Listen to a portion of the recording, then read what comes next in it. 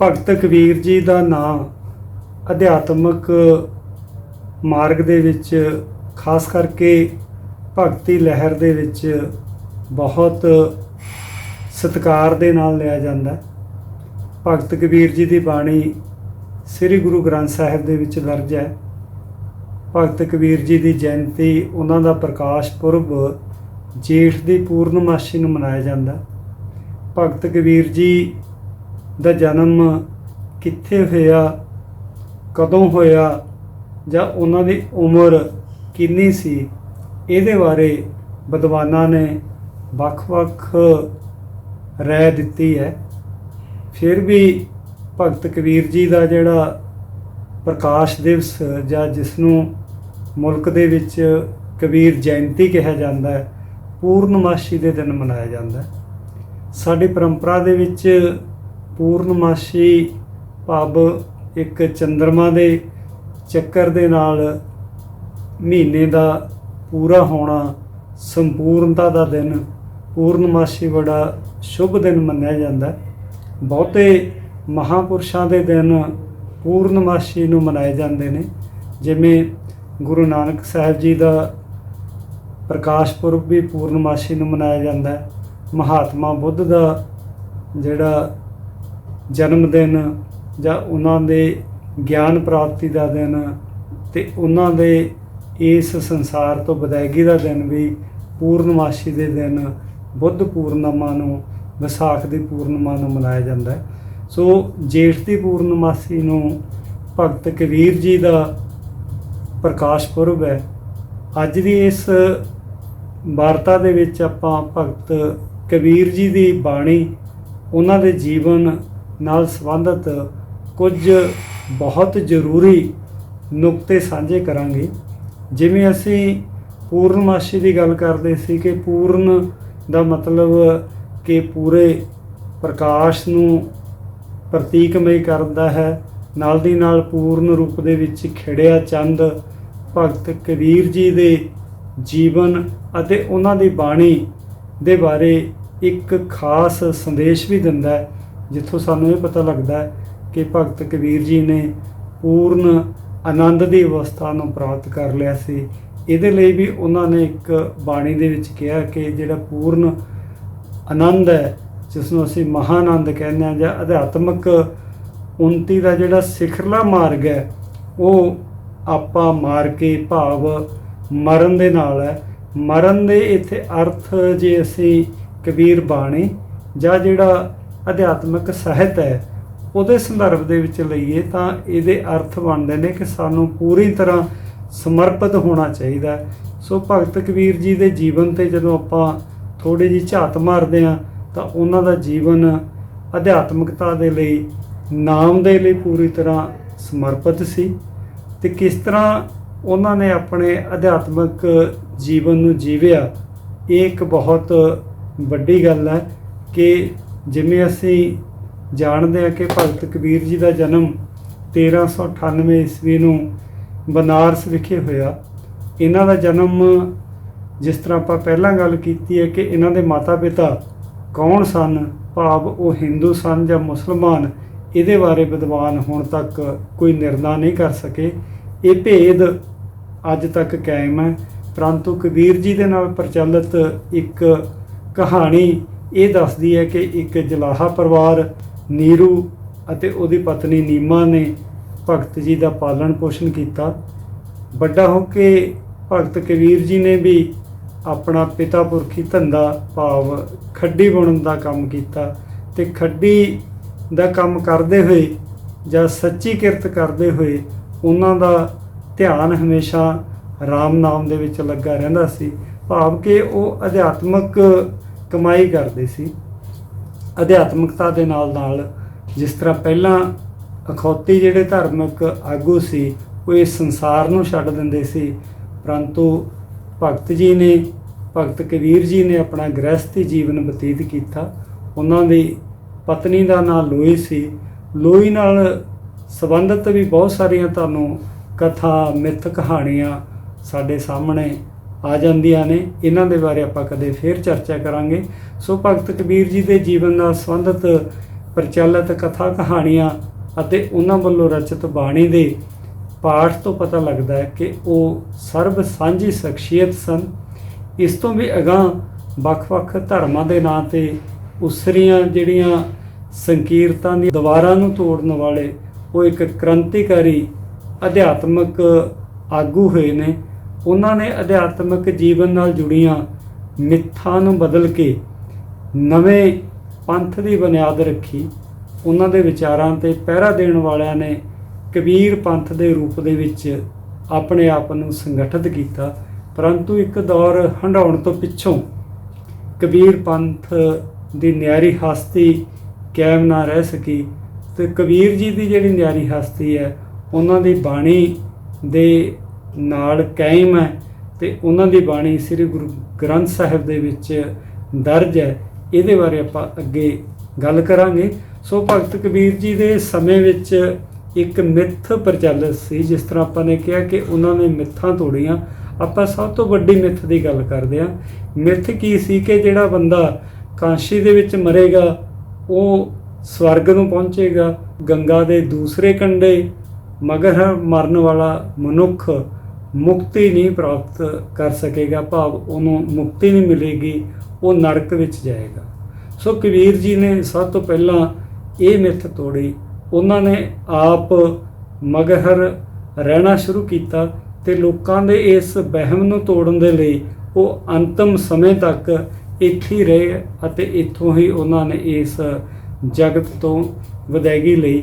ਕਹਿਣ ਦਾ ਮਤਲਬ ਕਿ ਜਿਸ ਕਿਸਮ ਦੀਆਂ ਮਿੱਥਾਂ ਦੇ ਨਾਲ ਲੋਕਾਂ ਨੂੰ ਵੰਡਿਆ ਗਿਆ ਸੀ, ਖਾਸ ਕਰਕੇ ਅਖੌਤੀ ਧਾਰਮਿਕ ਆਗੂਆਂ ਵੱਲੋਂ, ਉਹਨਾਂ ਨੂੰ ਭਗਤ ਕਬੀਰ ਜੀ ਨੇ ਬਦਲਿਆ। ਜਿੱਦਾਂ ਅਸੀਂ ਜਾਣਦੇ ਹਾਂ ਕਿ ਆਬਾਦੀ ਦੇ ਸਭ ਤੋਂ ਵੱਡੇ ਹਿੱਸੇ ਸ਼ੂਦਰਾਂ, ਵਿਸ਼ੇਸ਼ ਕਰਕੇ ਨੀਵੀਂ ਜਾਤ ਦੇ ਲੋਕਾਂ ਨੂੰ ਮਾਨਸਿਕ ਅਤੇ ਸਮਾਜਿਕ ਪੱਖ ਤੋਂ ਗੁਲਾਮ ਬਣਾਇਆ ਸੀ। ਜਿਵੇਂ ਵਿਦਵਾਨ ਇਹ ਕਹਿੰਦੇ ਆ ਕਿ ਮਨੁੱਖ ਮਨੋ ਗੁਲਾਮ ਬਣਦਾ ਹੈ। ਸੋ ਜਿਹੜਾ ਜਾਤ ਪਾਤੀ ਪ੍ਰਬੰਧ ਹੈ ਇਹਦੇ ਵਿੱਚ ਨੀਵੀਂ ਜਾਤ ਦੇ ਲੋਕਾਂ ਨੂੰ ਪਹਿਲਾਂ ਉਹਨਾਂ ਦੀ ਮਾਨਸਿਕਤਾ ਨੂੰ ਕਾਬੂ ਦੇ ਵਿੱਚ ਕੀਤਾ ਗਿਆ, ਫਿਰ ਉਹਨਾਂ ਨੂੰ ਸਮਾਜਿਕ ਤੌਰ 'ਤੇ ਗੁਲਾਮ ਬਣਾਇਆ ਗਿਆ। ਉਸ ਸਮੇਂ ਨੀਵੀਂ ਜਾਤ ਦੇ ਲੋਕਾਂ ਦਾ ਸਵੈਮਾਨ ਖਤਮ ਹੋ ਚੁੱਕਾ ਸੀ। ਆਪਾਂ ਇਹ ਗੱਲ ਵੀ ਕਹਿ ਸਕਦੇ ਹਾਂ ਕਿ ਉਹਨਾਂ ਦੇ ਵਿੱਚ ਜੀਵਨ ਜਿਉਣ ਦੀ ਜਿਹੜੀ ਤਾਂਘ ਹੈ ਜਾਂ ਆਜ਼ਾਦੀ ਤੇ ਸਵੈਮਾਨ ਨਾਲ ਜਿਹੜਾ ਜੀਵਨ ਜਿਉਣਾ, ਇਹ ਰੀਝ ਉਹਨਾਂ ਦੀ ਖਤਮ ਕਰ ਦਿੱਤੀ ਗਈ ਸੀ। ਕਿਉਂਕਿ ਉੱਚ ਜਾਤੀ ਦੇ ਲੋਕ ਆਪਣੇ ਜਾਤੀ ਹੰਕਾਰ ਦੇ ਵਿੱਚ ਜਿਉਂਦੇ ਅਤੇ ਨੀਵੀਂ ਜਾਤ ਦੇ ਲੋਕਾਂ ਨੂੰ ਬਹੁਤ ਤੰਗ ਕਰਦੇ ਸੀ।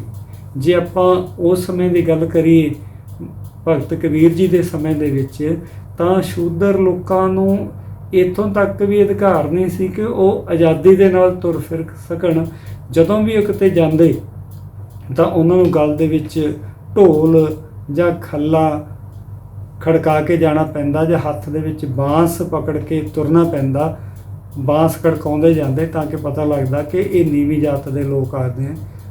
ਤੇ ਇੱਥੋਂ ਤੱਕ ਕਿ ਨੀਵੀਂ ਜਾਤ ਦੇ ਲੋਕਾਂ ਦਾ ਉੱਚ ਜਾਤੀ ਦੇ ਲੋਕਾਂ ਦੇ ਉੱਤੇ ਪਰਛਾਵਾਂ ਨਾ ਪਵੇ, ਆਪਣੀ ਪਹਿਚਾਣ ਦੱਸਣ ਦੇ ਲਈ ਕਿ ਅਸੀਂ ਸ਼ੂਦਰ ਹਾਂ, ਉਹਨਾਂ ਨੂੰ ਆਪਣੇ ਗਲਾਂ ਦੇ ਵਿੱਚ ਪਾਏ ਟੀਨ ਕਹਿ ਲਓ ਜਾਂ ਡਰਮ ਕਹਿ ਲਓ ਜਾਂ ਬਾਂਸ ਕਹਿ ਲਓ, ਇਹ ਖੜਕਾ ਕੇ ਜਾਣਾ ਪੈਂਦਾ ਸੀ।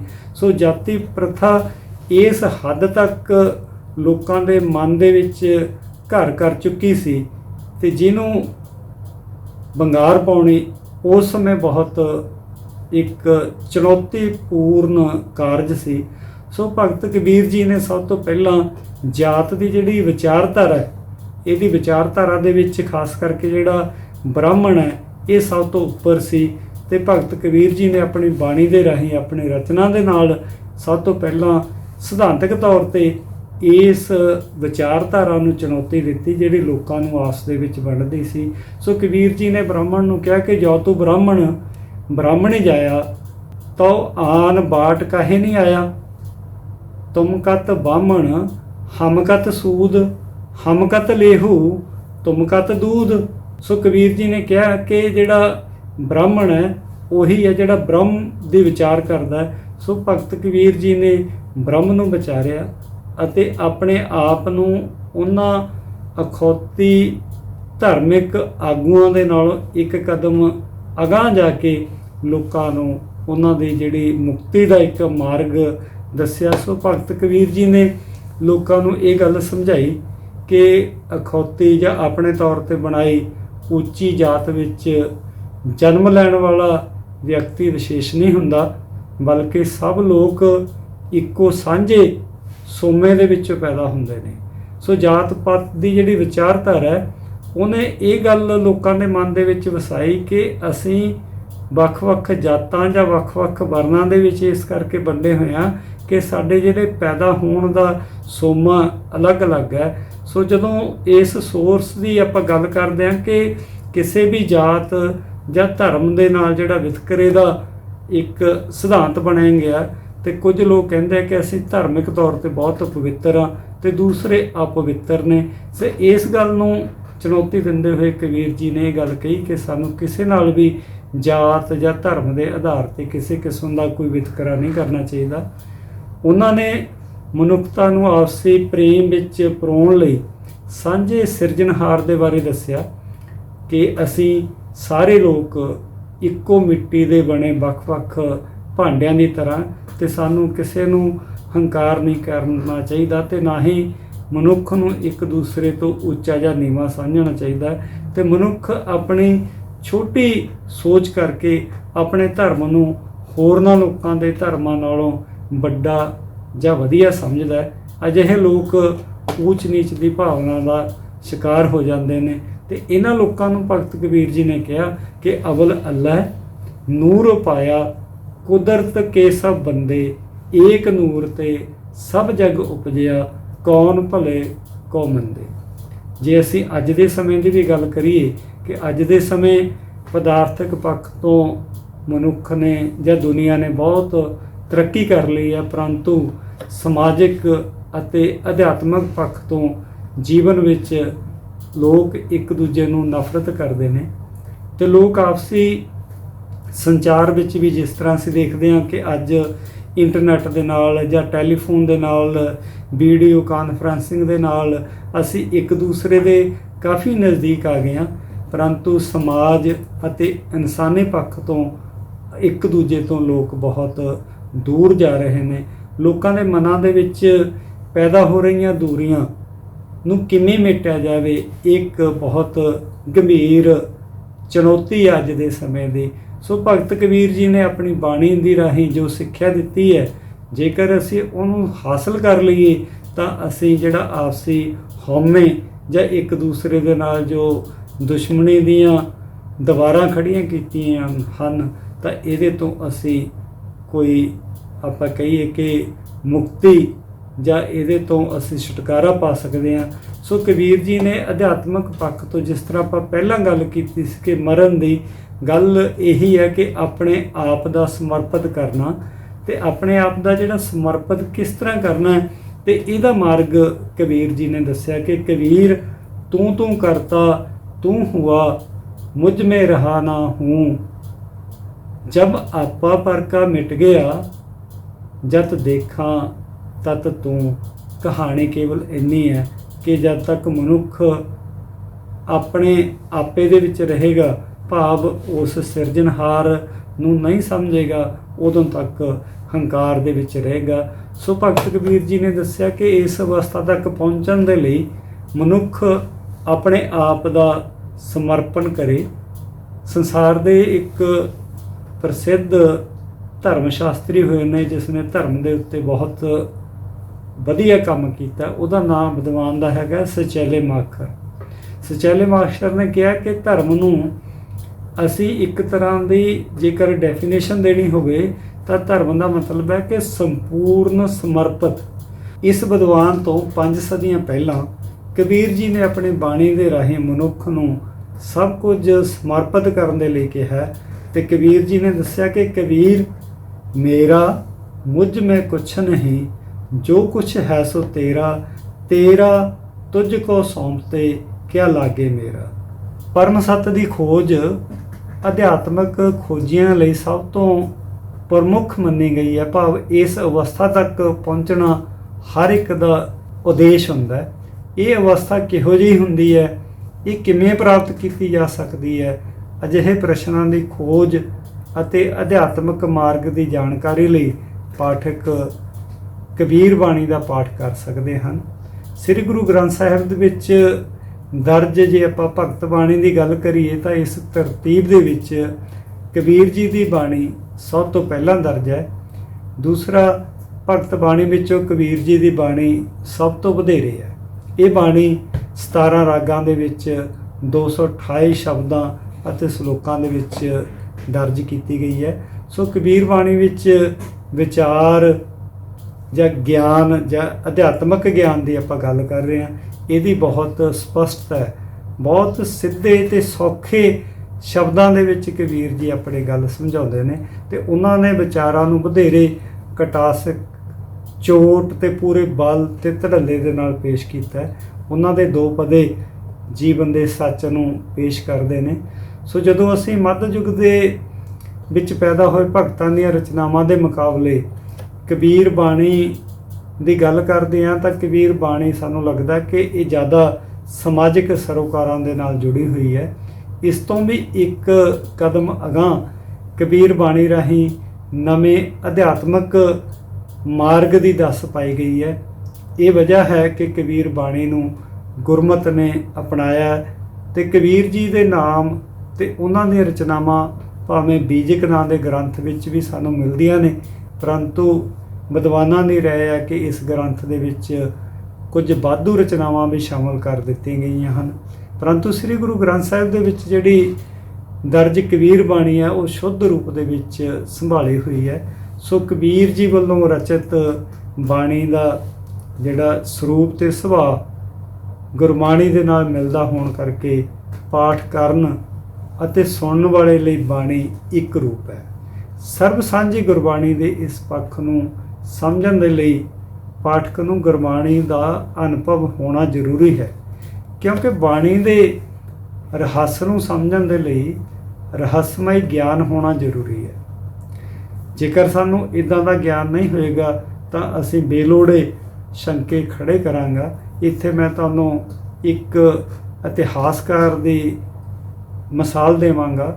ਦੁਨੀਆ ਦੇ ਵਿੱਚ ਕਾਫੀ ਚਰਚਿਤ ਵਿਦਵਾਨ ਹੈ ਜਾਂ ਸਿੱਖ ਇਤਿਹਾਸ ਦੇ ਉੱਤੇ ਉਹਦਾ ਕੰਮ ਅੰਗਰੇਜ਼ੀ ਦੇ ਵਿੱਚ ਹੈ, ਜੇ ਉਹਦਾ ਨਾਂ ਹੈਗਾ ਕਿ W. ਮੈਕਲੋਡ ਦੇ ਕੋਲ ਗੁਰਬਾਣੀ ਦਾ ਅਨੁਭਵ ਨਹੀਂ ਸੀ, ਭਾਵ ਉਹ ਇਸ ਅਨੁਭਵ ਤੋਂ ਸਿੱਖਣਾ ਸੀ।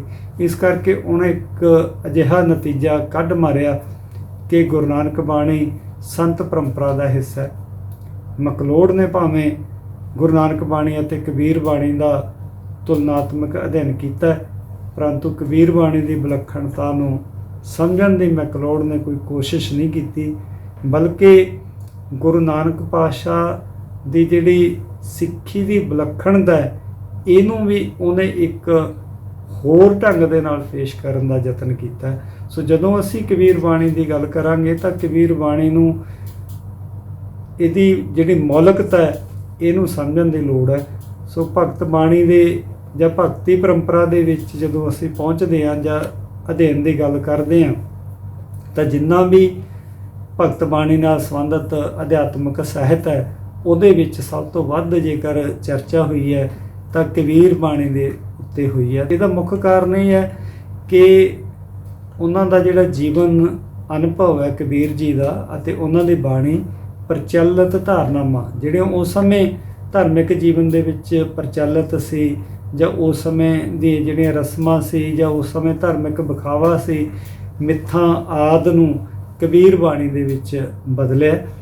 ਸੋ ਜਿਹੜੀ ਆਪਾਂ ਗੱਲ ਪਹਿਲਾਂ ਮੈਕਲੋਡ ਦੇ ਹਵਾਲੇ ਦੇ ਨਾਲ ਕਰਦੇ ਸੀ ਤੇ ਕਬੀਰ ਬਾਣੀ ਨੇ ਸੰਤ ਪਰੰਪਰਾਵਾਂ ਦੇ ਨਾਲ ਇੱਕ ਨਿਆਰਾ ਬਿਰਤਾਂਤ ਸਿਰਜਿਆ ਤੇ ਕਬੀਰ ਜੀ ਨੇ ਸ਼ਾਸਤਰੀ ਜਾਂ ਪੰਡਤਾਊ ਕਿਸਮ ਦੇ ਗਿਆਨ ਨਾਲੋਂ ਨਵਾਂ, ਸ਼ੁੱਧ ਅਤੇ ਸੱਚਾ ਅਨੁਭਵ ਪੇਸ਼ ਕੀਤਾ ਆਪਣੀ ਬਾਣੀ ਦੇ ਰਾਹੀਂ। ਤੇ ਜਿਸ ਤਰ੍ਹਾਂ ਪ੍ਰੋਫੈਸਰ ਸਾਹਿਬ ਸਿੰਘ ਨੇ ਸ੍ਰੀ ਗੁਰੂ ਗ੍ਰੰਥ ਸਾਹਿਬ ਦੇ ਵਿੱਚ ਦਰਜ ਕਬੀਰ ਬਾਣੀ ਦੀ ਗੁਰੂ ਨਾਨਕ ਬਾਣੀ ਨਾਲ ਤੁਲਨਾ ਕਰਕੇ ਇਹ ਦੱਸਿਆ ਕਿ ਦੋਨਾਂ ਵੱਲੋਂ ਰਚਿਤ ਬਾਣੀ ਦੇ ਸ਼ਬਦਾਂ ਦੇ ਵਿੱਚ ਕਈ ਤੁਕਾਂ ਸਾਂਝੀਆਂ ਨੇ, ਕਈ ਲਫ਼ਜ਼ ਅਤੇ ਖਿਆਲ ਸਾਂਝੇ ਹਨ। ਇੱਥੇ ਪ੍ਰੋਫੈਸਰ ਸਾਹਿਬ ਸਿੰਘ ਇਹ ਵੀ ਗੱਲ ਸਪਸ਼ਟ ਕਰਦੇ ਨੇ ਕਿ ਜੋ ਰੱਬੀ ਰਾਹ ਦੀਆਂ ਗੱਲਾਂ ਨੇ ਕਬੀਰ ਜੀ ਨੇ ਉਹਨਾਂ ਨੂੰ ਇਸ਼ਾਰੇ ਦੇ ਨਾਲ ਕਹੀਆਂ ਨੇ ਤੇ ਸਤਿਗੁਰੂ ਨਾਨਕ ਜੀ ਨੇ ਵਿਸਥਾਰ ਦੇ ਵਿੱਚ ਦੱਸ ਦਿੱਤੀਆਂ।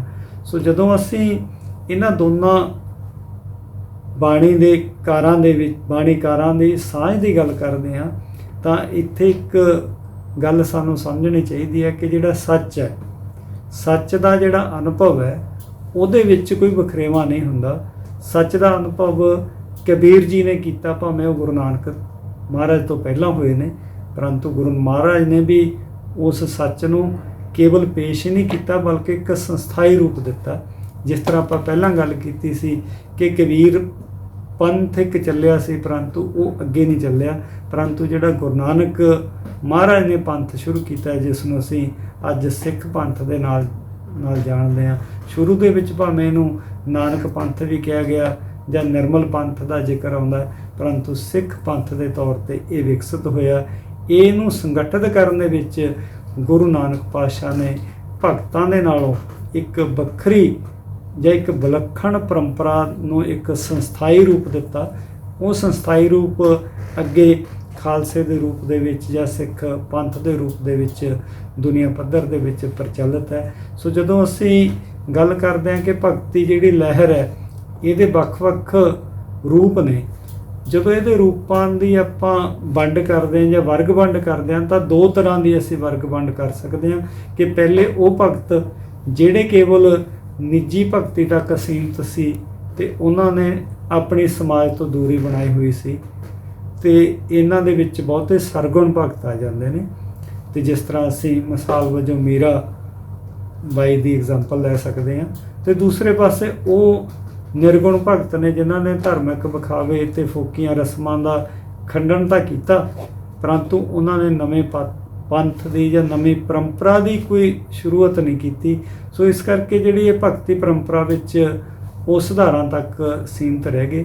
ਪਰੰਤੂ ਜਦੋਂ ਅਸੀਂ ਦੇਖਦੇ ਹਾਂ ਕਿ ਕਬੀਰ ਸਾਹਿਬ ਅਤੇ ਭਗਤ ਰਵਿਦਾਸ ਜੀ ਸਮੇਤ ਇਸ ਪਰੰਪਰਾ ਦੇ ਭਗਤਾਂ ਨੇ ਅਤੇ ਸੰਤਾਂ ਨੇ ਜਾਤ ਪਾਤੀ ਜਿਹੜਾ ਪ੍ਰਬੰਧ ਹੈ ਇਹਦੀ ਵਿਚਾਰਧਾਰਕ ਬੁਨਿਆਦ ਨੂੰ ਨਵੀਂ ਪਰੰਪਰਾ ਦੇ ਨਾਲ ਵੰਗਾਰਿਆ।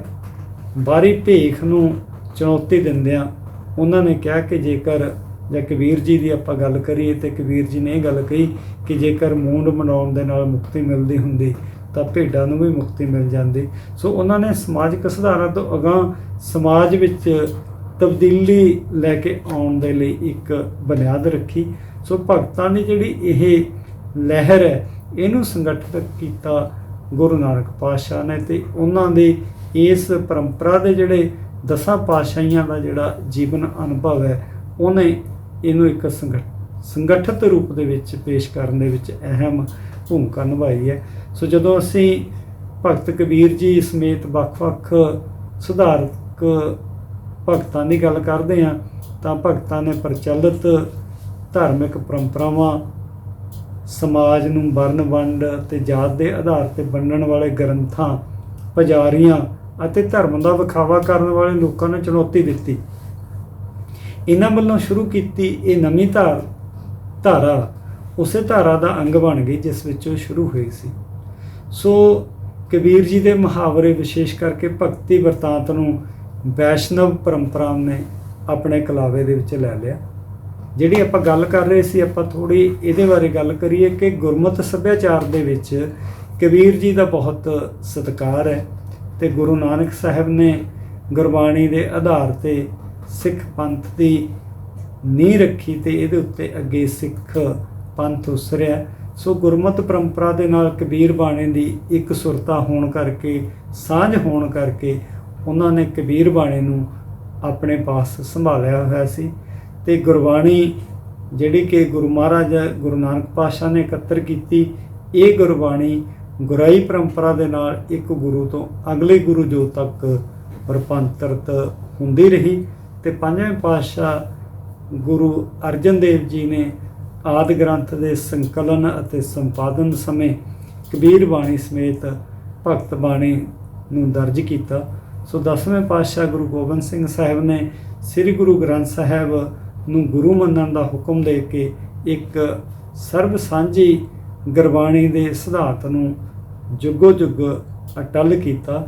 ਸੋ ਜਦੋਂ ਸਿੱਖ ਸ੍ਰੀ ਗੁਰੂ ਗ੍ਰੰਥ ਸਾਹਿਬ ਨੂੰ ਇੱਕ ਗੁਰੂ ਦੇ ਰੂਪ ਦੇ ਵਿੱਚ ਮੰਨਦੇ ਨੇ, ਵਿਸ਼ਵਾਸ ਕਰਦੇ ਨੇ ਜਾਂ ਗੁਰੂ ਗ੍ਰੰਥ ਸਾਹਿਬ ਦੀ ਅਗਵਾਈ ਲੈਂਦੇ ਨੇ, ਇਹਦੇ ਵਿੱਚ ਕਬੀਰ ਬਾਣੀ ਦਰਜ ਹੈ। ਸੋ ਕਬੀਰ ਬਾਣੀ ਦਾ ਸਤਿਕਾਰ ਬਾਣੀ ਦੇ ਤੌਰ 'ਤੇ ਸਿੱਖ ਕਰਦੇ ਨੇ ਅਤੇ ਇਹ ਇੱਕ ਬਹੁਤ ਵਿਲੱਖਣ ਕਿਸਮ ਦੀ ਪਰੰਪਰਾ ਹੈ। ਦੁਨੀਆ ਦੇ ਇਤਿਹਾਸ ਦੇ ਵਿੱਚ ਵੱਖ-ਵੱਖ ਧਰਮਾਂ ਦੇ ਆਪਣੇ ਆਪਣੇ ਧਾਰਮਿਕ ਗ੍ਰੰਥ ਨੇ, ਪਰੰਤੂ ਗੁਰੂ ਗ੍ਰੰਥ ਸਾਹਿਬ ਇੱਕੋ ਇੱਕ ਅਜਿਹਾ ਗ੍ਰੰਥ ਹੈ ਜਿਹਦੇ ਵਿੱਚ ਵੱਖ-ਵੱਖ ਬਾਣੀਕਾਰਾਂ ਦੀ ਬਾਣੀ ਦਰਜ ਹੈ। ਸੋ ਬਾਣੀ ਭਾਵੇਂ ਵੱਖ-ਵੱਖ ਬਾਣੀਕਾਰਾਂ ਦੀ ਹੈ, ਪਰੰਤੂ ਬਾਣੀ ਦਾ ਇੱਕ ਸਾਂਝਾ ਜਿਹੜਾ ਸੰਦੇਸ਼ ਹੈ, ਸਰਬ ਸਾਂਝੀ ਬਾਣੀ ਦਾ ਇੱਕੋ ਸੰਦੇਸ਼ ਇਹਦੇ ਵਿੱਚ ਸਾਨੂੰ ਮਿਲਦਾ ਹੈ। ਸੋ ਜਦੋਂ ਅਸੀਂ ਕਬੀਰ ਜੀ ਦੀ ਗੱਲ ਕਰਦੇ ਹਾਂ ਤਾਂ ਬਹੁਤ ਸਾਰੇ ਲੋਕਾਂ ਨੂੰ ਇਹ ਭੁਲੇਖਾ ਪੈ ਜਾਂਦਾ ਕਿ ਜੋ ਕਬੀਰ ਜੀ ਦਾ ਇਹ ਸ਼ਬਦ ਹੈ ਕਿ ਸੂਰਾ ਸੋ ਪਹਿਚਾਨੀਏ ਜੋ ਲਰੇ ਦੀਨ ਕੇ ਹੇਤ, ਜਿਨ੍ਹਾਂ ਨੂੰ ਸਿੱਖ ਪਰੰਪਰਾ ਦੀ ਪੂਰੀ ਤਰ੍ਹਾਂ ਸਿੱਖ ਇਤਿਹਾਸ ਦੀ ਜਾਣਕਾਰੀ ਨਹੀਂ, ਸੋ ਇਸ ਸ਼ਬਦ ਨੂੰ ਕਈ ਲੋਕ ਗੁਰੂ ਗੋਬਿੰਦ ਸਿੰਘ ਜੀ ਦੇ ਨਾਲ ਵੀ ਜੋੜ ਦਿੰਦੇ ਨੇ, ਜਾਂ ਉਹ ਆਪਣੇ ਮਨੋਂ ਇਹ ਮੰਨਦੇ ਹੋਣਗੇ ਕਿ ਇਹ ਸ਼ਾਇਦ ਗੁਰੂ ਗੋਬਿੰਦ ਸਿੰਘ ਜੀ ਦਾ ਹੈ, ਪਰੰਤੂ ਭਗਤ ਕਬੀਰ ਜੀ ਦਾ ਜਿਹੜਾ ਸ਼ਬਦ ਹੈ ਉਹ ਗੁਰੂ ਗੋਬਿੰਦ ਸਿੰਘ ਤੱਕ ਜਾਂ ਖਾਲਸੇ ਤੱਕ ਜਾਂ ਅੱਜ ਤੱਕ ਜਦੋਂ ਵੀ ਅਸੀਂ ਧਰਮ ਦੇ ਉੱਤੇ ਖੜਨ ਦੀ ਗੱਲ ਕਰਦੇ ਹਾਂ, ਦੀਨ ਦੇ ਲਈ ਲੜਨ ਦੀ ਗੱਲ ਕਰਦੇ ਹਾਂ, ਧਰਮ 'ਤੇ ਪਹਿਰਾ ਦੇਣ ਦੀ ਗੱਲ ਕਰਦੇ ਹਾਂ, ਤਾਂ ਉੱਥੇ ਸਾਨੂੰ ਕਬੀਰ ਬਾਣੀ ਦੇ ਵਿੱਚੋਂ ਹਵਾਲੇ ਮਿਲਦੇ ਨੇ। ਅਤੇ ਵੱਖ-ਵੱਖ ਸਮਾਗਮਾਂ ਦੇ ਵਿੱਚ ਕਬੀਰ ਬਾਣੀ, ਖਾਸ ਕਰਕੇ ਜਦੋਂ ਅਸੀਂ ਜ਼ਿੰਦਗੀ ਅਤੇ ਮੌਤ ਦੇ ਅਰਥ ਸਮਝਣੇ ਹੋਣ, ਉੱਥੇ ਸਾਨੂੰ ਕਬੀਰ ਬਾਣੀ ਤੋਂ ਇੱਕ ਬਹੁਤ ਚੰਗਾ ਸੰਦੇਸ਼ ਮਿਲਦਾ। ਨਾਲ ਦੀ ਨਾਲ ਮਨੁੱਖੀ ਜੀਵਨ ਦੇ ਵਿੱਚ ਜਾਂ ਮਨੁੱਖ ਨੂੰ ਆਪਣੇ ਜੀਵਨ ਦੇ ਵਿੱਚ ਸਿਰਜਣਹਾਰ ਦੇ ਨਾਲ ਕਿਵੇਂ ਜੁੜਨਾ ਜਾਂ ਜੀਵਨ ਦਾ ਉਦੇਸ਼ ਕੀ ਹੈ, ਇਹਦੇ ਬਾਰੇ ਵੀ ਸਾਨੂੰ ਕਬੀਰ ਬਾਣੀ ਦੇ ਪਾਠ ਤੋਂ ਬਹੁਤ ਇੱਕ ਉੱਚ ਪਾਏ ਦੀ ਜਿਹੜੀ ਅਧਿਆਤਮਿਕ ਸਿੱਖਿਆ ਮਿਲਦੀ ਹੈ ਅਤੇ ਅਸੀਂ ਜੀਵਨ ਦੇ ਅਰਥਾਂ ਨੂੰ ਸਮਝ ਕੇ ਇੱਕ ਚੰਗਾ, ਇੱਕ ਅਧਿਆਤਮਿਕ ਰਹੱਸਮਈ ਜਿਹੜਾ ਜੀਵਨ ਹੈ ਬਤੀਤ ਕਰ ਸਕਦੇ ਹਾਂ। ਅਤੇ ਉਹ ਰਹੱਸ ਕਿੱਦਾਂ ਦਾ ਹੁੰਦਾ ਇਹਦੇ ਬਾਰੇ ਅਸੀਂ ਸ਼ਬਦਾਂ ਦੇ ਵਿੱਚ ਨਹੀਂ ਬਿਆਨ ਕਰ ਸਕਦੇ ਕਿ ਜਿਹੜਾ ਬੰਦਾ ਉਸ ਮਾਰਗ 'ਤੇ ਚੱਲਦਾ, ਭਾਵ ਅਧਿਆਤਮਿਕ ਅਨੁਭਵ ਦੇ ਮਾਰਗ 'ਤੇ ਚੱਲਣ ਵਾਲਾ ਵਿਅਕਤੀ ਉਸ ਪ੍ਰੇਮ ਨੂੰ ਸਮਝ ਸਕਦਾ ਹੈ। ਸੋ ਇਸ ਪ੍ਰਸੰਗ ਦੇ ਵਿੱਚ ਅਸੀਂ ਕਬੀਰ ਜੀ ਦਾ ਜਿਹੜੀ ਜਯੰਤੀ ਜਾਂ ਉਹਨਾਂ ਦੇ ਪ੍ਰਕਾਸ਼ ਦੇ ਉੱਤੇ ਇੱਕ ਵਾਰ ਤੁਹਾਨੂੰ ਸਭ ਨੂੰ ਮੁਬਾਰਕਬਾਦ ਦਿੰਦੇ ਹਾਂ। ਅਖੀਰ ਦੇ ਵਿੱਚ ਮੈਂ ਇਹ ਬੇਨਤੀ ਕਰਾਂਗਾ ਕਿ ਇਹ ਚੈਨਲ ਜੇਕਰ ਤੁਸੀਂ ਹੁਣ ਤੱਕ ਸਬਸਕ੍ਰਾਈਬ ਨਹੀਂ ਕੀਤਾ ਤਾਂ ਕਿਰਪਾ ਕਰਕੇ ਇਹਨੂੰ ਸਬਸਕ੍ਰਾਈਬ ਕਰ ਲਓ। ਅਸੀਂ ਇਸ ਚੈਨਲ ਦੇ ਨਾਲ ਗੁਰਮਤਿ ਦੇ ਨਾਲ, ਸਿੱਖ ਮਤ ਦੇ ਨਾਲ ਜਾਂ ਧਰਮ ਨਾਲ ਸੰਬੰਧਿਤ ਹੋਰ ਵਿਚਾਰ, ਵੀਡੀਓਜ਼ ਤੁਹਾਡੇ ਨਾਲ ਸਾਂਝੇ ਕਰਦੇ ਰਹਾਂਗੇ। ਸਬਸਕ੍ਰਾਈਬ ਕਰਨ ਦੇ ਨਾਲ ਤੁਹਾਨੂੰ ਨੋਟੀਫਿਕੇਸ਼ਨ ਮਿਲਦਾ ਰਹੇਗਾ। ਅੱਜ ਤੁਸੀਂ ਇਹ ਵਾਰਤਾ ਸੁਣੀ, ਇਹਦੇ ਲਈ ਮੈਂ ਇੱਕ ਵਾਰ ਤੁਹਾਡਾ ਫੇਰ ਧੰਨਵਾਦ ਕਰਦਾ ਜੀ।